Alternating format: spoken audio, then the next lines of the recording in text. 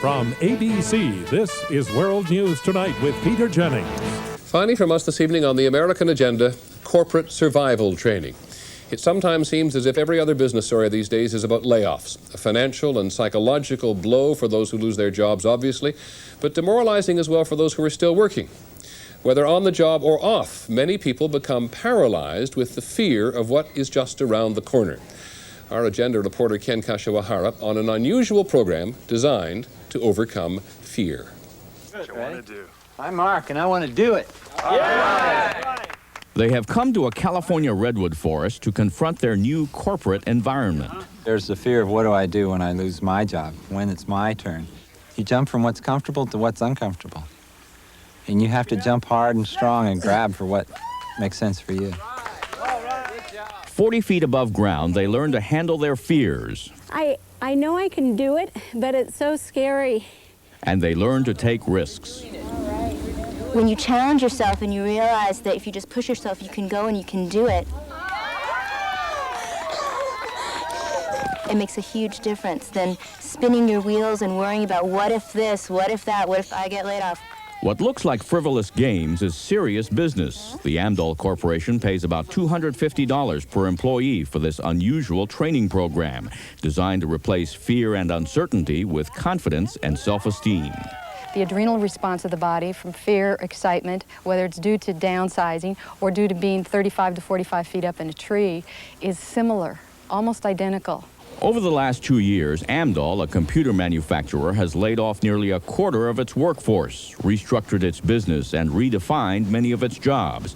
Managers are forced to do more with less and to work with teams of employees who have never worked together before. Daddy, we're holding the other way.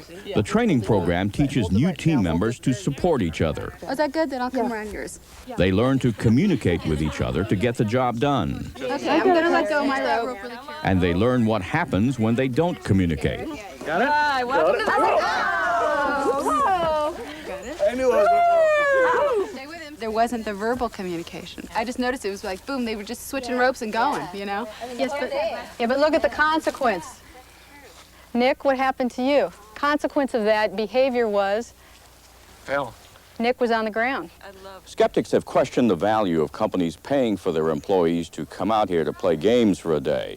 But many of the companies keep sending their employees back for more. And many of the employees say they and their companies are better off because of it. 2 years ago, the Kodak Copier Western Division, hit by layoffs and restructuring, sent its sales managers through the tree training program. That year, the division went from last in company sales to first. I think where it's translated the most, though, is in a mental set, is the attitude says, why not? You know, rather than saying this isn't the way it's done, it says, why not try it? Ready. Kodak believes that attitude is so important to its success, it paid for a refresher course for sales managers. One exercise was designed to build trust in each other. Other companies are also sold on the idea. SBE, which manufactures communication systems, was suffering from low worker productivity. After sending half its employees through the tree program, the company cut the time it takes to get its product to market from 30 days to 10. As a result of this kind of training, we unleash the power of these people to get after things. And they've done it. They've responded beautifully. That, of course, is what Amdahl is banking on by taking its employees to a neutral environment where they are forced to learn about themselves and their team members from the risks they take. The company then hopes to transfer the lessons of cooperation and communication from the woods back to the workplace. I think this has brought us together because everybody supported one another. I'm going to try really hard to recognize where the risks are appropriate and make them. That feeling of closeness, that feeling of shared experience, of building trust, I think that will stay, and that's a building block that we'll move on from. Ken Kashiwahara, ABC News, La Honda, California. This has been a presentation of ABC News. More Americans get their news from ABC News than from any other source.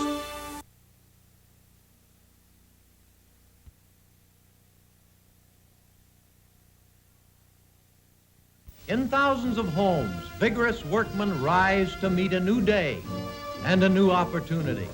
Life in the good old days. Dad went to work, Mom stayed home to care for the babies, right?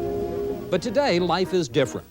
Frequently, both parents work, and many fathers must now juggle the demands of home and office. It's your child, and it makes you think of your children first in the morning and last at night, and you sort of build in your work in between.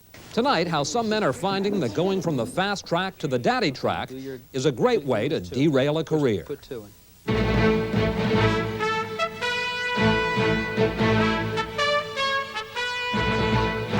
This is ABC News Nightline. Substituting for Ted Koppel and reporting from Washington, Chris Wallace. It should be no surprise, but it's turning out that the revolution for women in our society has also become a revolution for men. As more and more women go into the workplace, men are having to pick up some of the slack at home. As women try to balance the responsibilities of family and career, men are finding they must do the same thing. And as with the women's revolution, it isn't easy. Surveys find that by large margins, men would be willing to trade a slower career path for more family time. At least that's what they say. But when you talk to personnel directors of companies offering parental leave or flexible hours, they say few men take advantage of these benefits. They're afraid of losing their place on the corporate ladder. So what happens when a baby boomer's newfound sense of family crashes head-on into his fierce ambition? We asked Nightline's Jackie Judd to find out. Go no further than any downtown daycare center to see what's called the new fatherhood. Men who not only want to be involved with their kids, but have to. Because nowadays, in 2 out of 3 families, both parents are working. You're giving your sister bad habits. It's not unusual at Kids First in Washington, D.C. to have more fathers than mothers sharing lunch with their children. How you doing? When John Grakowski interviewed at law firms, he set down certain conditions: restricted travel and no working days without end. It's your child, and it makes you think of your children first in the morning and last at night, and you sort of build in your work in between. Can you tell me what that stuff is? John Canese says ever since Matthew was born, the briefcase he carries home at night isn't quite so heavy. I do take some things home, but maybe not as much because I have time that I want to spend with him. Sister runs fastest. These men are the lucky ones. They're able to spend time with their kids without running into trouble at work. Now meet a man who says his family cost him his job. Okay, you can let go. Let go, Brent. My manager clearly told me, you're at a company where it's a disadvantage to be married. That pretty much summed it up. Last fall, Jeff Coulter was fired from a lucrative sales job at Microsoft, one of the hottest computer companies in the world. Push enter. Coulter says he always worked at least 50 hours a week, but he also tried to get home before his son and daughter went to bed. It was really a perception of time. I got in early, and I was typically the first or the second one in the office. And not everybody's around to see you when you come in early, but they're all there to see you when you leave, like at 5, 5:30 or whatever. That apparently wasn't what his boss, Leanne Boyle, wanted to see. Coulter secretly recorded 2 conversations with her. Microsoft hires everybody who's killing themselves. So everyone who's killing themselves is competing against other people who are killing themselves, and it's like survival of the fittest. Earlier, Boyle suggested that the survivors at Microsoft are not the married ones. You picked a company where it's a disadvantage to be married. It's a disadvantage to have any other priority other than work. Clearly. There isn't one person in this company who's spending time with their family. Based on those comments, Coulter is suing Microsoft, making the unique claim that he was discriminated against based on his marital status. And in so doing, Coulter is opening up a new front in a struggle that women know well, balancing the demands of home and office. A national survey last summer showed a surprising 70% of the men asked saying they would accept a slower career path in exchange for more family time. It just seems like you could spend so much time working, and before you know it, your kids are gone, grown up. Microsoft says that Coulter's problem wasn't time with his kids, that his boss's comments were taken out of context. The company says he just wasn't cutting it. In some elements of his performance, he was successful. In the overall account management and managing of his employees, he was not successful. Plenty of American men before and after Jeff Coulter have been discouraged from believing that they could make it on the fast track and be a family man at the same time. But typically the message is delivered in a subtler way, and typically the man doesn't fight it. What's amazing is with what I've called the invisible dilemma, this conflict that men are feeling, how reluctant they are to admit it, and the steps they'll take to hide it so that nobody will see that they're in fact having this conflict between work and family. That's exactly what bond trader Stephen Shorkey was told to do by his supervisor, hide the issue. Shorkey took advantage of his company's new paternity leave policy when his first child was born, but he was advised he should call his time off vacation. The traditional perception in senior management is that any man who would want to take time to take paternity leave and take time out from their job to take paternity leave can't really be that serious about their career. The bright spot in Shorkey's story is that his company had paternity leave at all. The government certainly doesn't mandate it, and fewer than 20% of big and medium-sized companies offer even unpaid time off. The experts say that American business is only slowly coming around to recognizing working fathers, but slowly may not be good enough, given the demand for change and the economic reality that both working parents have a hand in raising today's children. This is Jackie Judd for Nightline.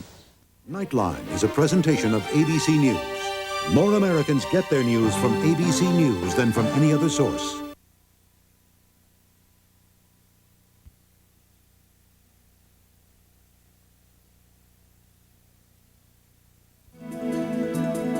September 6th, 1993. They're overworked.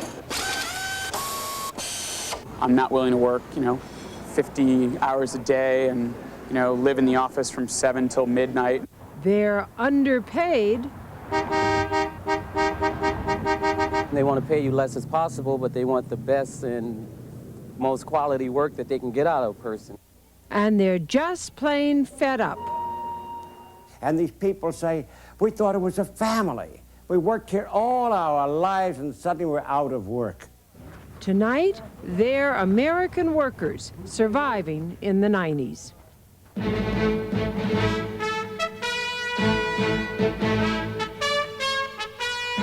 This is ABC News Nightline.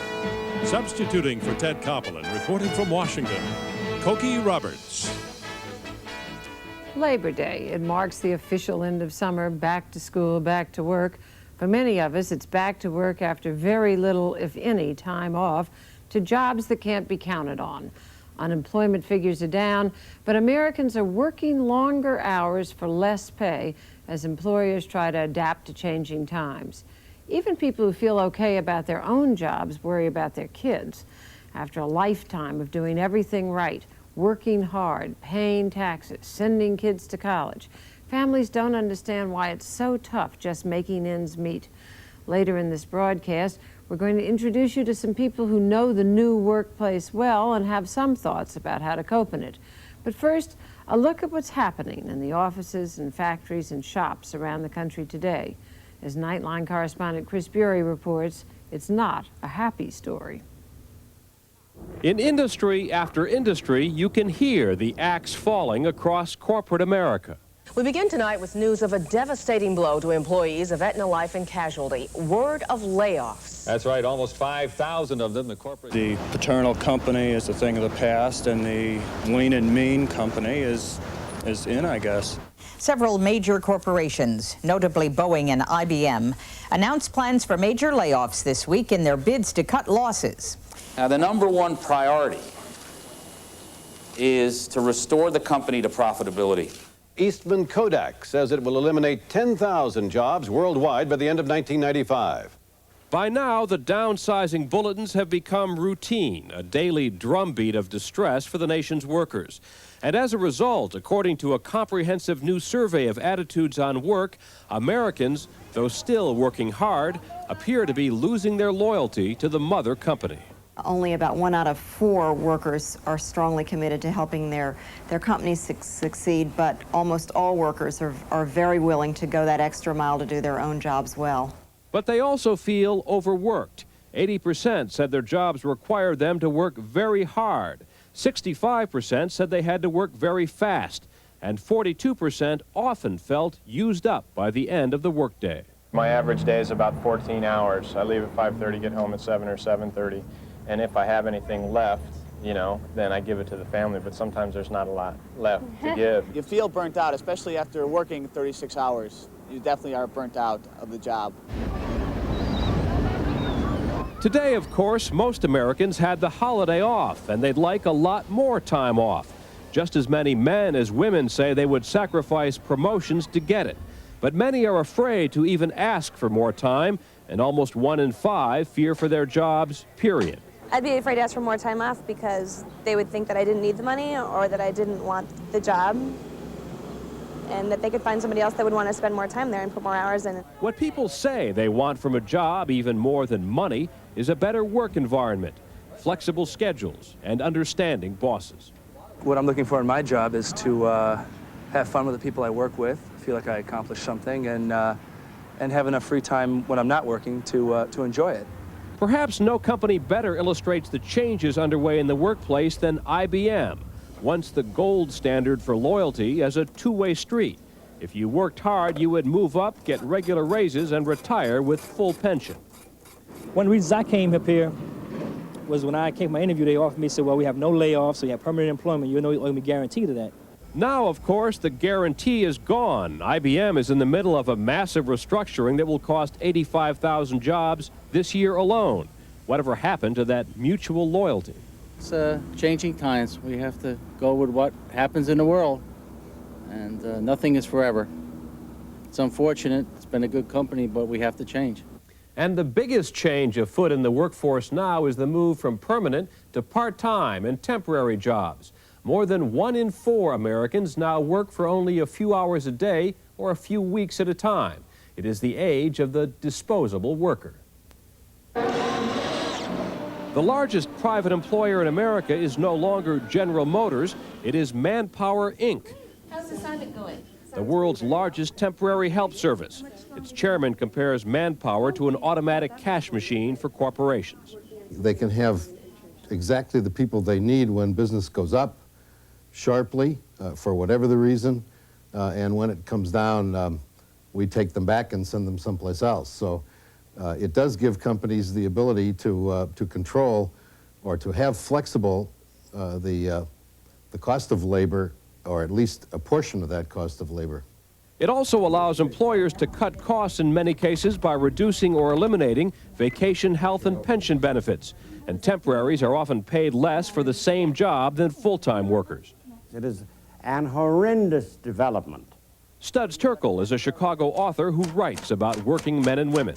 When you're a temporary employee, you have no benefits that accrue as a result of the years you put in. You have no health benefits. You have no pension possibilities whatsoever. You are there as a nomad. You're used and then disposed of. But the trend to temporaries may be permanent. An astonishingly large number of people in the world are just not needed to make the goods or to provide the services that the rest of us can afford to buy. And that's a historic change. That is hardly the Labor Day message most Americans are eager out and insecure in their jobs. To be told, too, that they're nearly as disposable as a toothpaste tube may be the ultimate insult. This is Chris Bury for Nightline in Washington.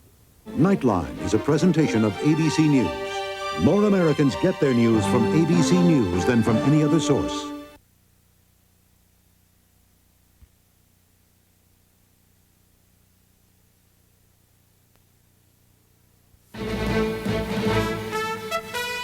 From ABC, this is World News Tonight with Peter Jennings. On the American agenda tonight, we're going to take a look at the factory of the future. It was exactly 80 years ago, 1913, that Henry Ford revolutionized the way factories operated by introducing the assembly line to produce his Model T Ford.